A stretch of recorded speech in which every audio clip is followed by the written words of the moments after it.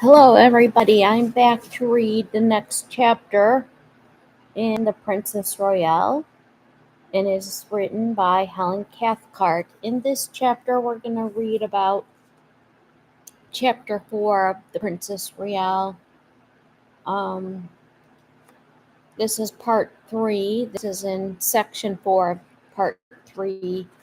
This can be found on Audible for 1 credit. It is a wonderful read. It's a wonderful summer read. I read this in just a few days. Of course, I had some other things going on in life, but I just really recommend this book. So if you are interested in the royal family, you want to know more about the styling of the Princess Royale, there has only been 7 of them so far, and right now Anne is the current one, and the next one will eventually be Charlotte. So I'm going to go ahead and get started, and just to show you see how we can read through here, but here it talks more about her life after school. Here you can see she's a huge equestrian. You can read this. So you look at her, she's a big equestrian. Look at all the pictures. She starred in she's won Olympic medals. We read about prior to this how she had such a strong fascination for it, and I'm going to show you this article here.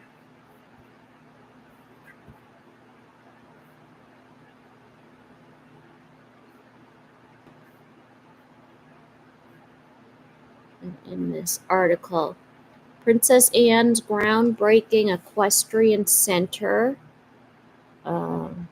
She's the lone daughter of Queen Elizabeth II, broke the royal mold by becoming a European champion and an Olympian. I mean, this article is a worthy read. She is well known as one of the hardest working members of the British monarchy, with her responsibilities as president of Save the Children, which is a very significant foundation, and she has been a patron of this for such a long time. Numerous organizations take her around the world for hundreds of engagements per year. So this is a very important. Here she is as a young girl, Princess Anne with her flesh pony green sleeves. We talked about this in prior chapters, but here she is. She looks a lot like Elizabeth, but also like Zara. So, and then go again, Princess Anne clearing the fence on her horse doublet at the Badminton Horse Trials in Gloucestershire in 1971. She was so good at in horse racing. So, and there goes. It's just to show you what she was like. So, there she is. I'm just going to freeze it on that right there so you can see. And we will begin reading Section 4, Hopeful Adventure.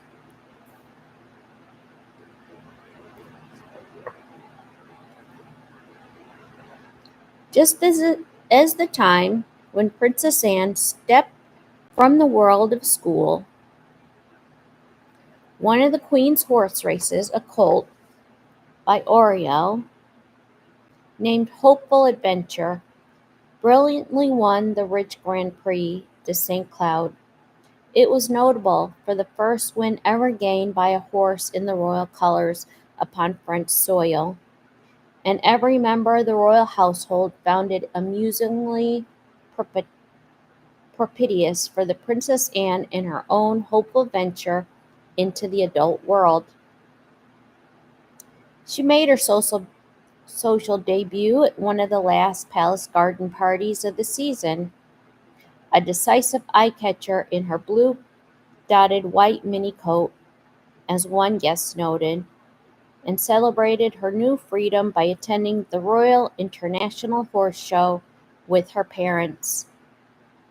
A hopeful venture, indeed, that she spent nearly every evening that week following the show-jumping fortunes of David Broome on Mr. Softy, Harvey Smith on O'Malley, and Marion Coates on Stroller. The phrase was repeated about the palace until everyone was tired of it, and the princess blushed deeply a year later on being complimented that her first year in the public eye had been a hopeful adventure in every way. She wanted to do just nothing, she told a friend, freed from the Benenden discipline, but in fact, her fleeting last weeks of being 17 were devoted to her twin enthusiasms of riding and sailing. The Queen found occasion to visit Cowes that summer for the first time since her coronation year. Prince Philip sailed in the tiny Cowslip while Anne supposedly crewed in the Bermudian sloop Sea Wrath, obligingly scrambling about to distribute sandwiches and open beer cans. The town was crammed with French, Belgian, and Dutch sailors,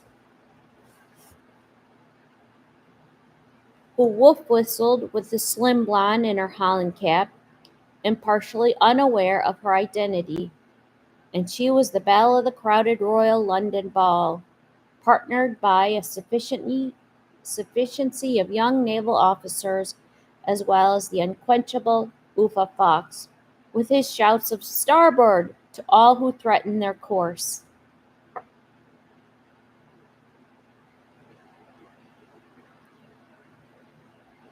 But the real sailing, it came later, when Britannia had once more set out to round northern Scotland and rendezvous as usual with Jarl Bloodland.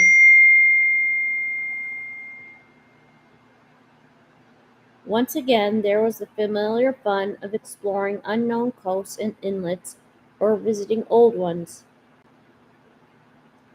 and the lark of going ashore in the early morning to beg water of crofts and farmhouses, trying out outlandish accents or wild excuses.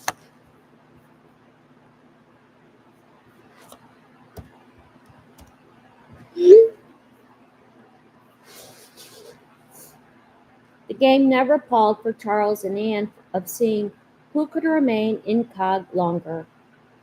Points were lost at any gleam of recognition in an inquiring glance. Then there was the deeply enjoyable experience of sailing in a small craft of the Moray coast.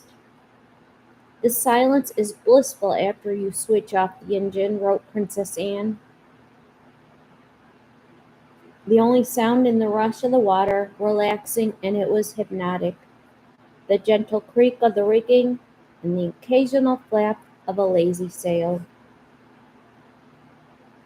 It gives me an utterly detached sensation that I have only otherwise experienced on a galloping horse. It's a feeling of contentment, of being in the hands of the fates or the elements."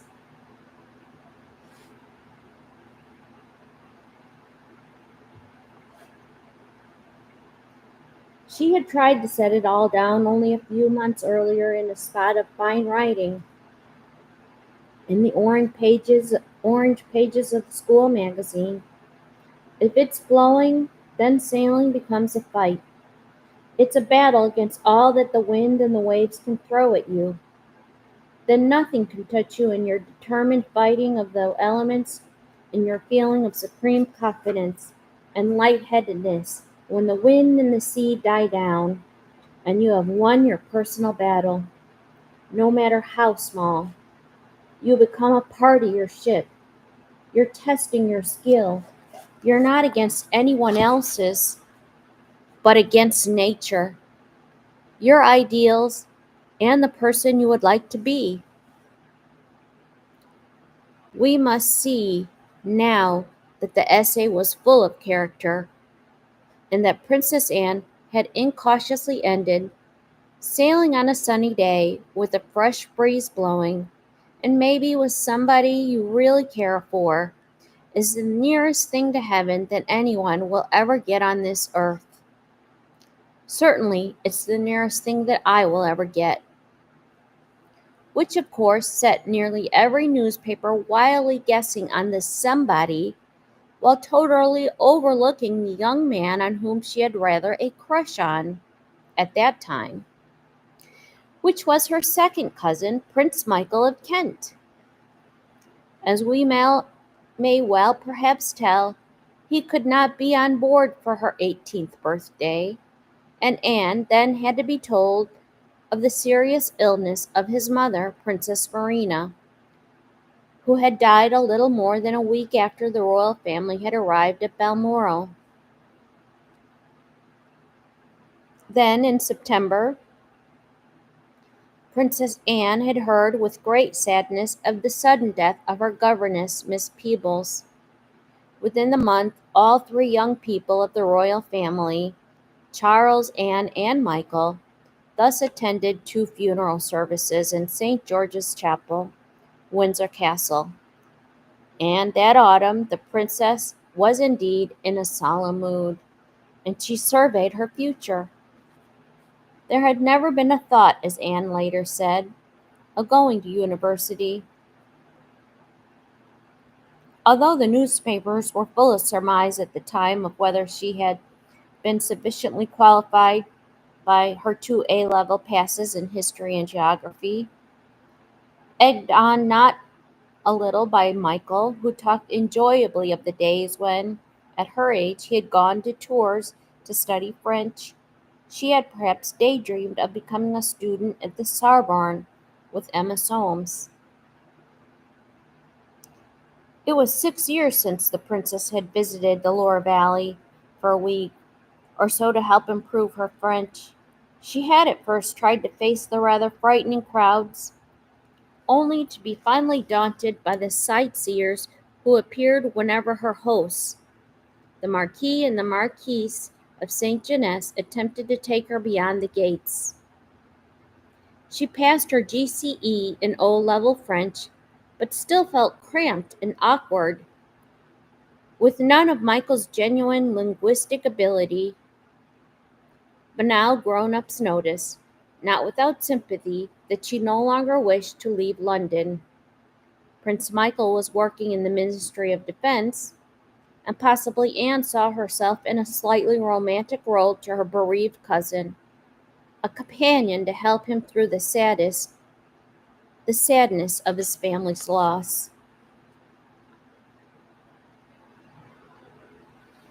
Yeah, that was it had to be a significant loss for Michael because he lost his father when he was just a baby during World War II. So, and when you read about the Kent family and how close they were, all three of them, when they lost their mother, and she had a brain cancer of some sort. So, but that's in a different book.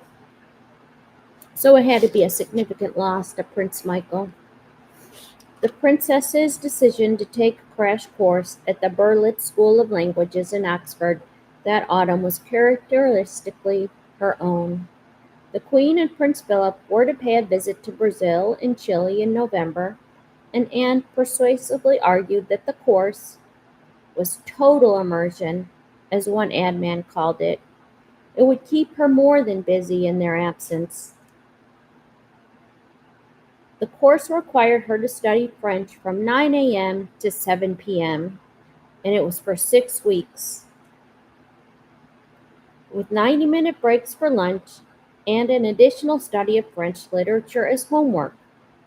The more intensive of the lessons lay in private conversational tuition with 2 tutors.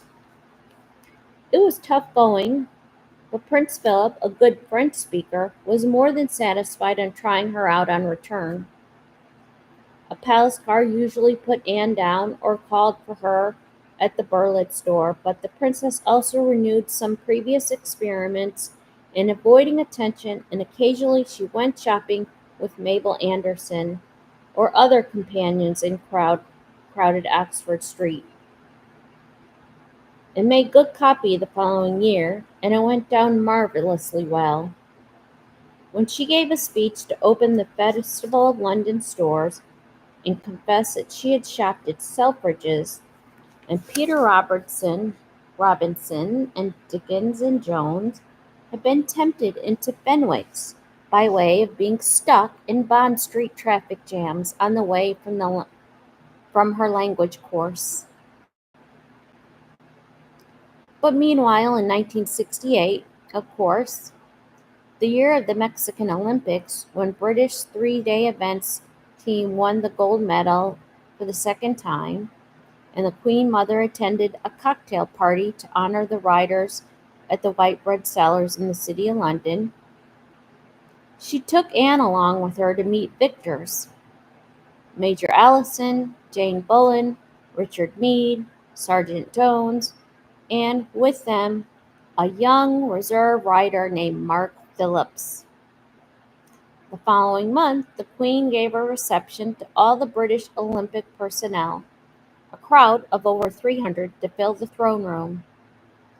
It is said that one of the young athletes cheekily sat on the throne itself, and it seems equally certain that Anne sought out Jane Bullen, Mark Phillips, and Richard Meade to talk of Eldridge, Crookham, and badminton, and all the intense kindred enthusiasms that now filled her horizons.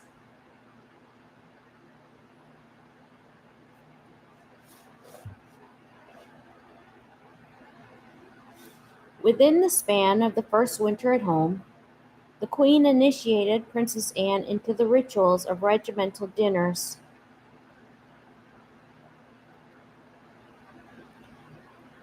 into the receptions, the pomp and the sparkle of state banquets, the good graces and the world film premieres, the solemnity of services and dedication, and so much more.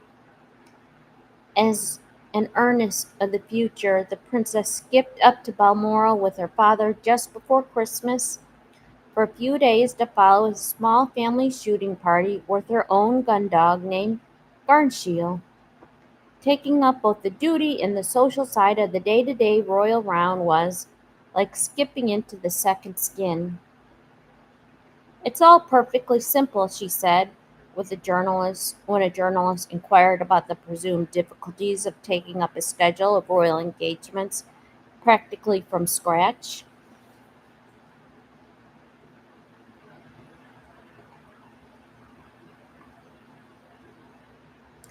The impetus value of a royal patronage came under discussion, her personal dilemma framed in her questions. She said, "Won't I just be a figurehead?" It seemed to Anne, after her 5 years away at school, that people could not really know that much about her. The princess received no press clippings and, apart from a marked paragraph or illustration passed to her by a palace secretary, she only casually saw the references to herself, and she had no idea of the real force of her public image. From Far from considering that her life was spent in a glare of publicity, as journalists claim, she felt herself so far only on the fringe of the arc-like. She thought maybe it will come to me yet. She did not likely she did not like being fairly constantly slated as an outdoor type. It was just that she was lucky to have that opportunity to ride or to sail. Charles advocated going on the air and to help iron things out, getting the question set up a bit, and considered there might be an easier way and found it with the aid of Bill Heseltine.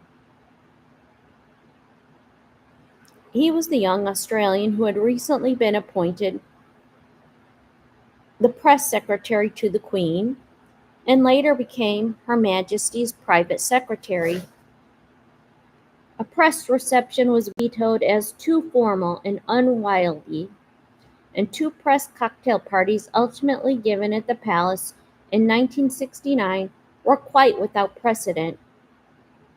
A glass of Coke in her hand, the princess circulated among the guests, almost inviting questions, yet adroitly sidestepping the more candid probes which might have embarrassed anyone less poised or quick-witted. Many of the journalists had expected someone shy and inexperienced.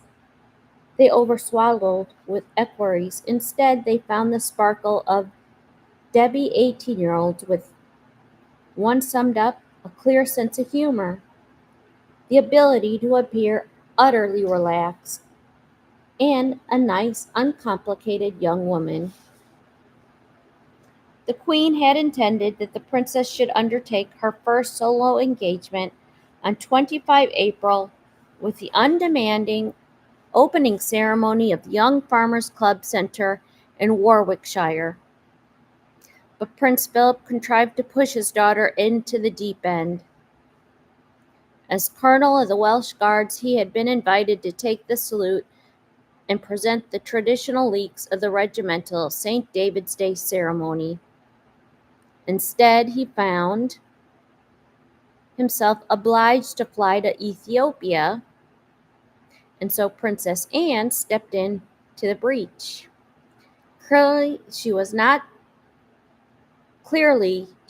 unprepared with her natty green coat and half-military millinery.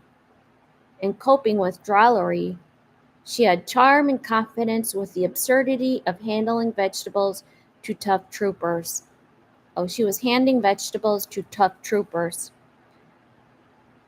As a run-up to his investiture, the Prince of Wales had also recorded his first radio interview that same day, and brother and sister compared notes when dining together that evening. Said one of the elders, they were clearly enjoying themselves.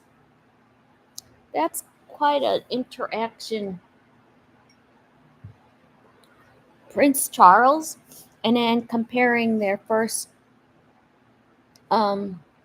speeches and public appearances.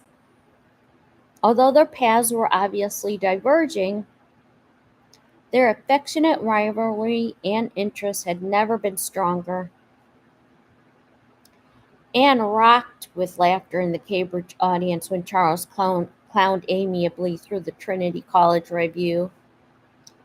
Charles went off to Sweden for a skiing holiday with Prince Carl Gustaf that March, while Anne tried her refreshingly accomplished French and her more rusty winter sports skills with a group of friends in Val d'Isere. When Charles began his Welsh university term at Aberystwyth, and could have been mischievously described as still at school, Anne launched her first ship, the largest tanker ever built in Britain. And for a starter, she said, that's not bad. Earlier, she had also carried out her first full day in the provinces. Thrilled and enthusiastic for weeks afterwards in describing her impressions of the royal factory at Sulhill, in the meantime she was also devoted herself. She had a keen anticipation to her preparations to accompany her parents to Austria on her first state visit. Deep was her disappointment when she fell ill with influenza on that very eve of the journey, and she had to be left behind. Prince Charles is supposed to have sent her an ironic get well card and perhaps did it in fun, but the firm reality was that he cheerfully telephoned her from Cambridge full of brotherly commiseration.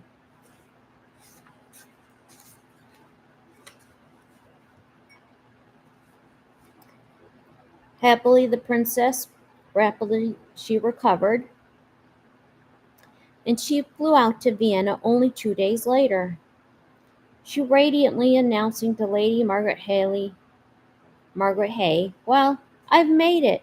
Only just, came the reply with a gesture at the lowering sky and then the heavens opened, thunder crashed, and the rain pelted down as the royal cavalcade of cars splashed its way from the airport to the city.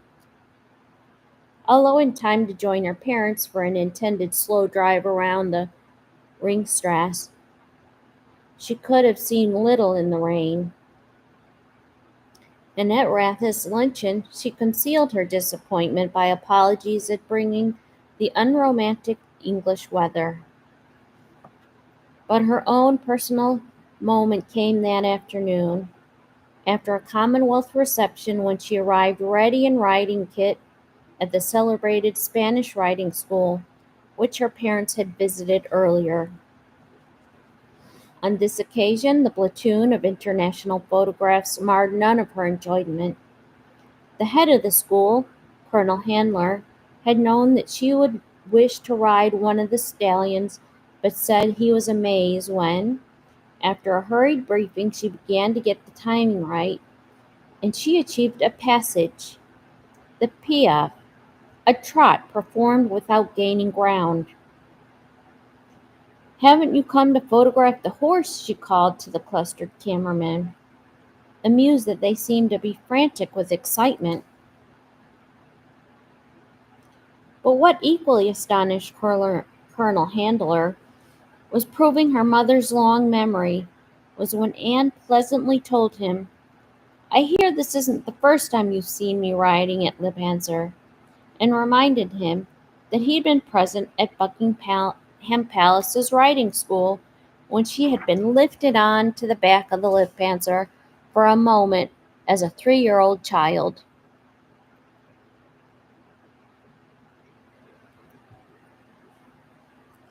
The entire state visit had a reassuring edge of familiarity. The princess found her suite at the Hotel Imperial like a Waldheim movie set, white and gilded with vistas of gleaming parquet and plump Baroque cherubs. There was an honest school soap. In the bathroom, she was the first to discover that a mysterious electric switch amid the towels and the crystal heated the marble tiles on the floor. That's kind of new at that time, those heated floorings. The visit embraced a tour of the Tyrol, a visit to the Salzburg and Graz, but it was in the children's village at Seekirchen, Chumley having tea with the orphans, that Anne gained the quite unexpected and individual triumph that placed her pictures in newspapers and magazines throughout the world. The camera caught her eye in a moment of utterly relaxed enjoyment, for it was just like visiting the Sussex Pestalozzi village near her old school, as if Benenden had provided a dress rehearsal in her role of being royal.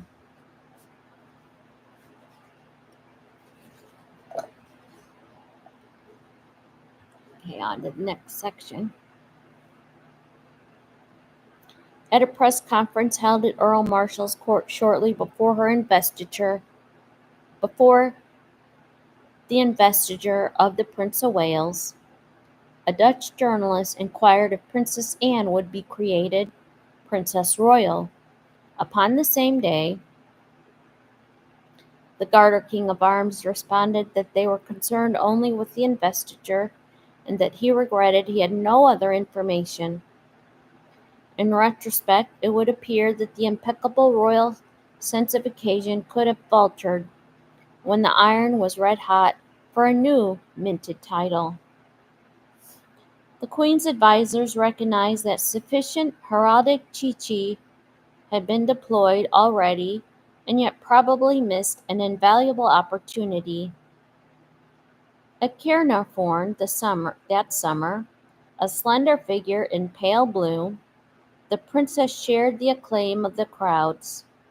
Through all the long ceremony, she felt the most moved, because at that moment, when her brother passed from her view to be presented to the people as the Prince of Wales, she heard the roar of cheering from the castle square. She knew that he merited the affection, and she strangely shared on that day and sense of being set apart.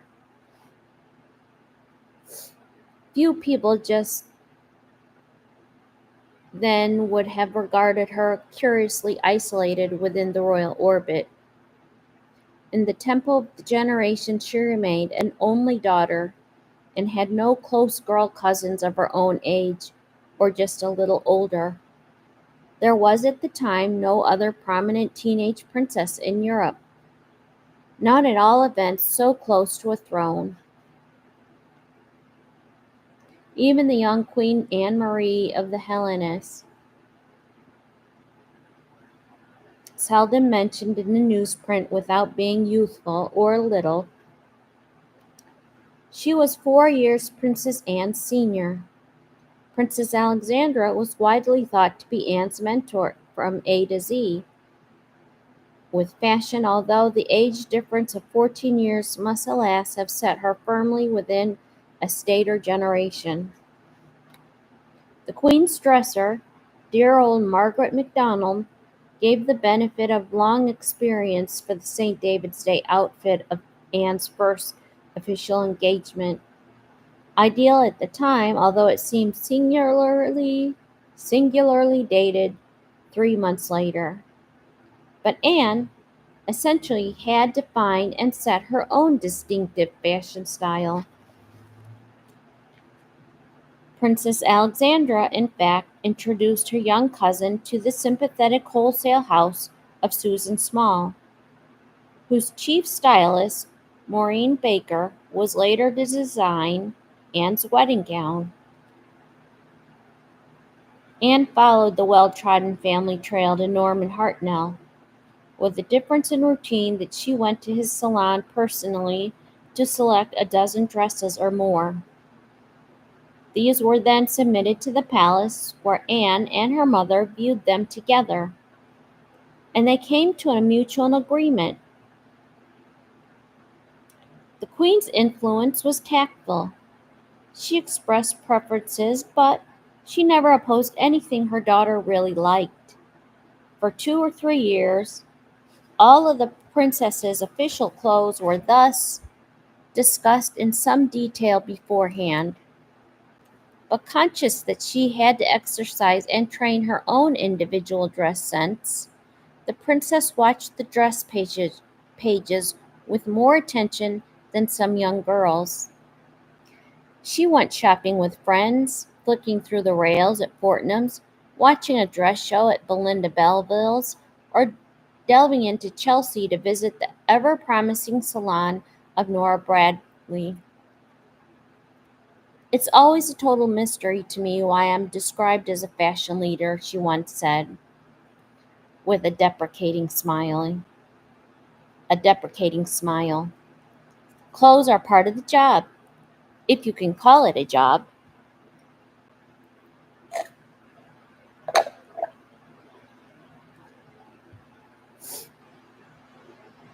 It was a definitive era of the miniskirt. Phase one, when her own age group was similarly trying to set their own style and do their own thing. Friends like Sibylla Dorman, with whom Anne and Charles spent a swimming and sailing holiday in Malta that summer, and Sandra Butter, Lady Zia Werner's granddaughter, then embarking into a dress design as a professional career. The interest of the Neville cousins, Angela and Rose, simmered just as then around a boutique in Wilton Mews in which Lady Rupert Neville had an interest, and in Paris, Emma Soames, daughter of the then British ambassador Mr. Christopher Soames, was at the threshold of her job as an assistant fashion editress of the French Vogue. And perhaps in passing we may note that the dance at the British Embassy given for Emma and her brother Nicholas the weekend before Prince Charles' investiture. Princess Anne, Princess Alexandra, Miss Angus Ogilvy, and Prince Michael all flew over in the same plane. The embassy garden was spangled with dreamy lighting for the outdoor dancing in the warm June evening, Anne asked the guitarist to play Beggin' You, Put Your Lovin' Hand Out, Baby. And everyone in the dancing throng was enjoying themselves too much to heed the tinkling cymbals of any romantic surmise that may have mistakenly preoccupied some people just then. Put your loving hand. Okay, I remember that song. Okay. Now we are down to the last section.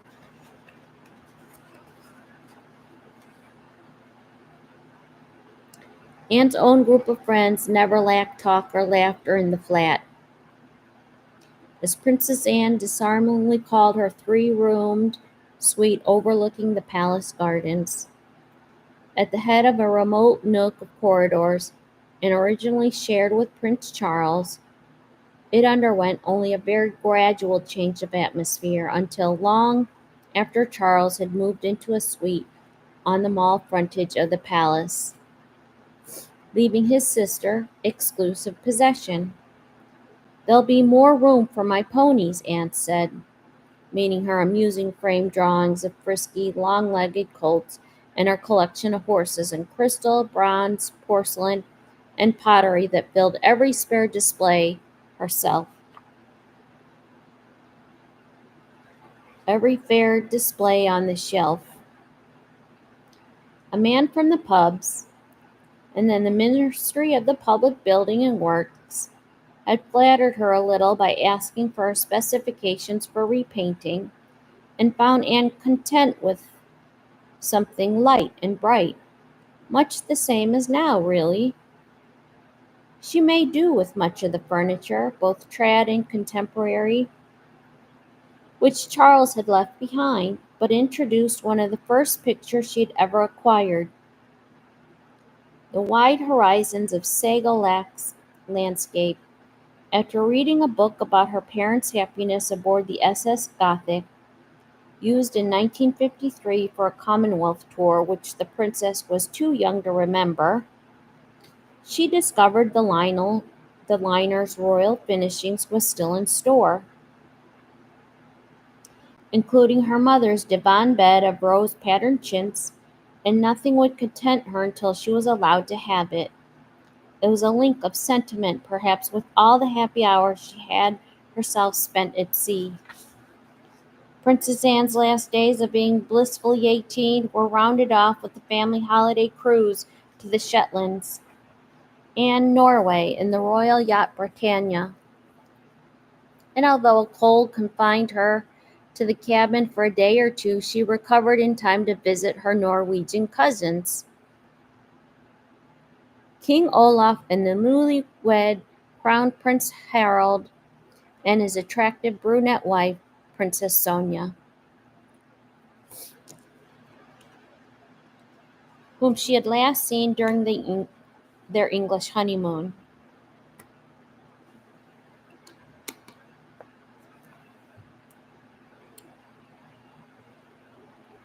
Her 19th birthday was spent amid the unalloyed happiness of the Jarl bloodline, with her father and Prince Charles and 6 friends, Nevilles and the Knatchbulls and the Kents, who remained unobserved by the world, as on her anniversaries for years past.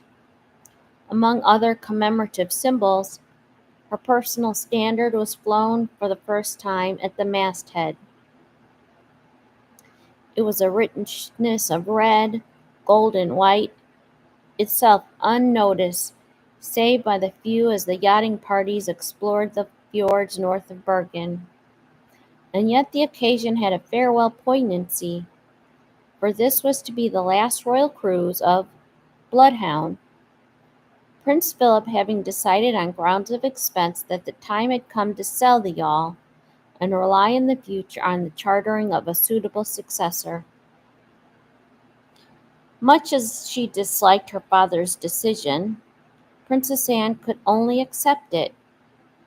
Among her birthday gifts was a sumptuous loose-leaf engagement book, tooled and embellished with her name and title, to replace the civil service issue she had used previously.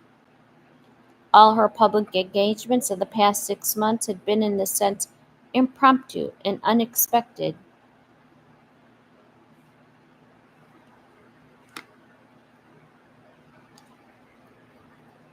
The lady in waiting who accompanied her, usually Lady Susan Hussey, belonged to the Queen's Rota. Always conscious of critical voices, the palace was at pains to point out that the princess's clerical assistant was not in fact her private secretary. The new book had 3 columns for morning, afternoon, and evening. "Well, we're going to fill it up," said Anne, as if the small girl was ready to try everything. At the age of 19, the princess had a bank account at Coutts, but she still found it needful to watch her parental dress allowance. "I'm afraid it's over my limit," she would say, declining a purchase. At that particular moment in time, she had no civilist allowance of her own, but she was due to receive £6,000 on her coming of age at the age of 21. On New Year's Day, 1970, however, the provisions of the Family Law Reform Act came into force and unexpectedly brought her a windfall. The coming of age was now at 18 instead of 21, and the first quarterly warrant of £1,500 was paid into Princess Anne's account shortly afterwards. A palace accountant pointed out that this was a gross. From that moment, she discovered she was also supposed to contribute to the cost of official cars, and in fact, staff salaries and expenses soon outran the balance until 1972. After a select committee inquiry into royal costs, she received a civil list increase of £15,000, rising with inflation to £130,400 in 1987.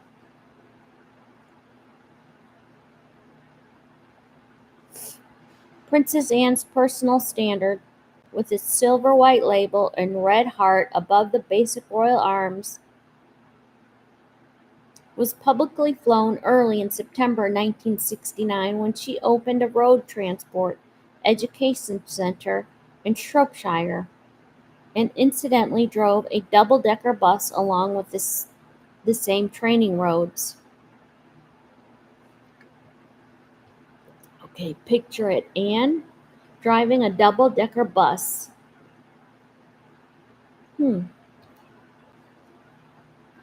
This experiment at the wheel she equaled a month later, driving on the slippery skid pan after opening the police cadet training school at Chelmsford.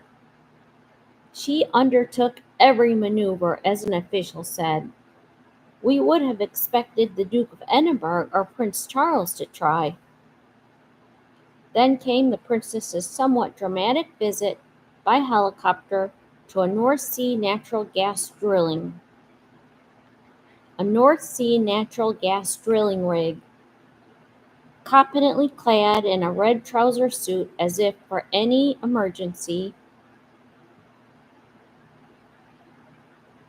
She was ready to scale any catwalk or make a conspicuous splash if swept overboard.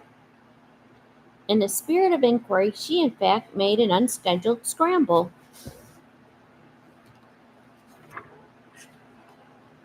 into one of the surviving capsules, and now she keeps a plaque of compressed salt from one below the ocean bed carved in her profile as a memento.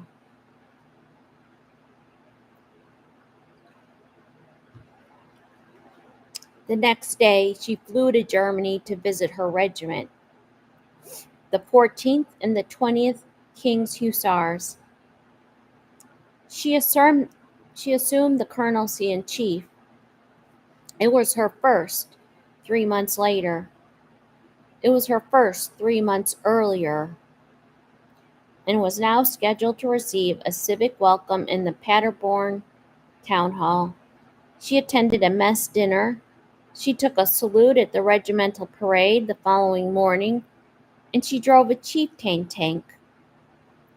Unscheduled, and a surprise to those present, was that she replied to the mayor of Paderborn in German, and she not only drove the 50-ton chieftain for 3 miles up and down the rough practice grounds after a short briefing, but she also appeared to set a new speed record. Okay, she's driving buses, she's driving tanks, Anne could do it all.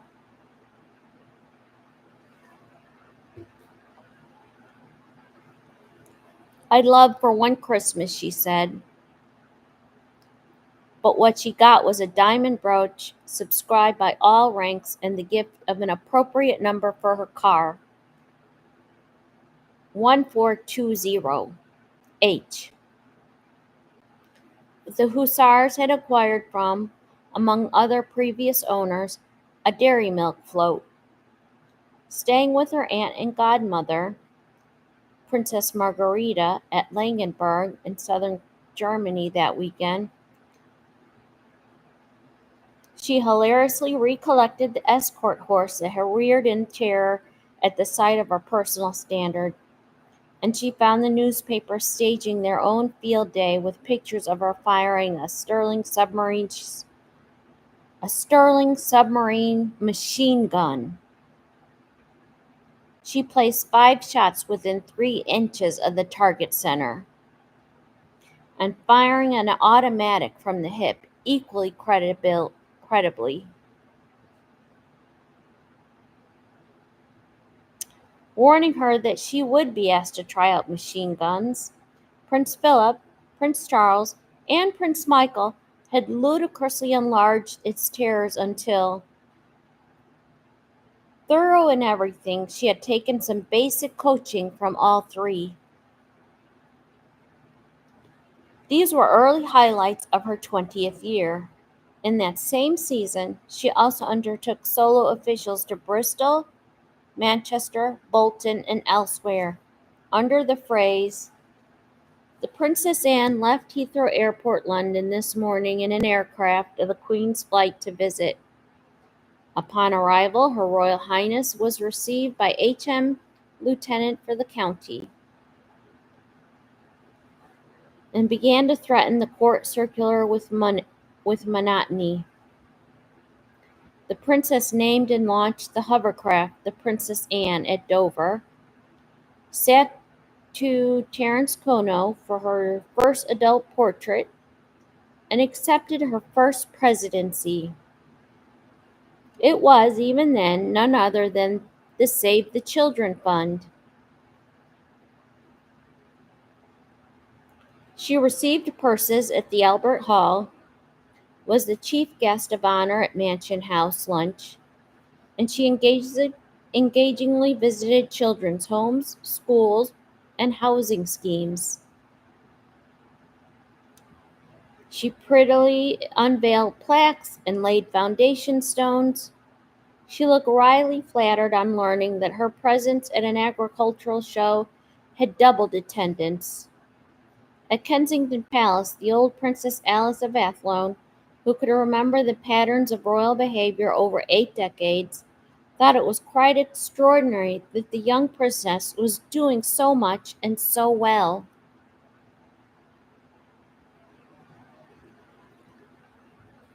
Now, this is 20 years old, and she's doing all of this. This is really amazing.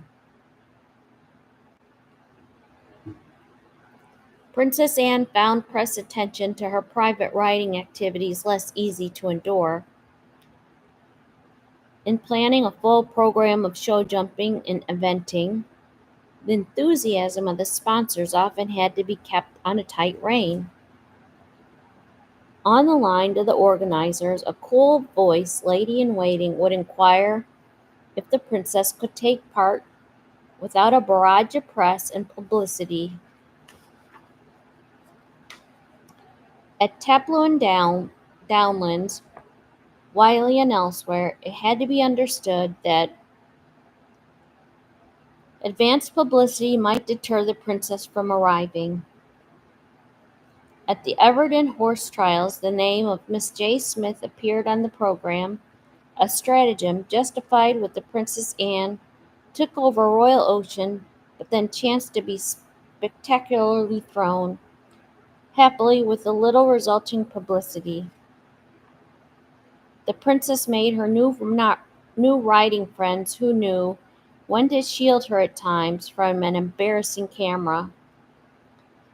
She liked the free and easy ways of the riding fraternity,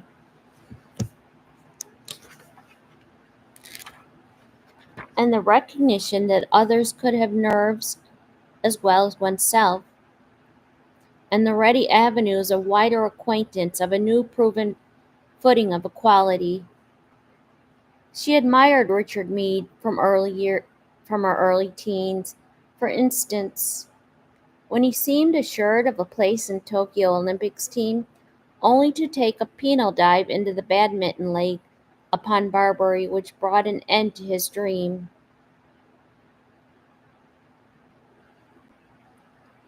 In 1969, the year after his Olympic gold was secured in Mexico, he was a guest at Windsor for the Ascot House party, as if compensation for another ducking at badminton when Barbary lost his bridle in the lake. Mr. Meade went out of his way to inspire the princess with confidence. At the Airdrie horse trials, when he won the advanced class, Anne was third in the novice class of doublet. It was a misfortune on those early trials that the princess often found that her prize money checks were made out to the Queen as the owner. Later, Anne said, "I didn't see a penny," claiming with mock despair, after £20 had thus been diverted by mistake. In October 1969, she competed in the combined training championships of the Horse of the Year show. She was gloomy at finding herself retired with 30 faults in the show jumping, and finally reduced to ninth out of 11 starters. But by the end of the following year, she had qualified for the badminton 3-day event, and suddenly the future glowed with challenge. In public and private life, she had sailed through a series of hopeful adventures. And that is the end of that. And that was quite an interesting section on Princess Anne and her hopeful adventures.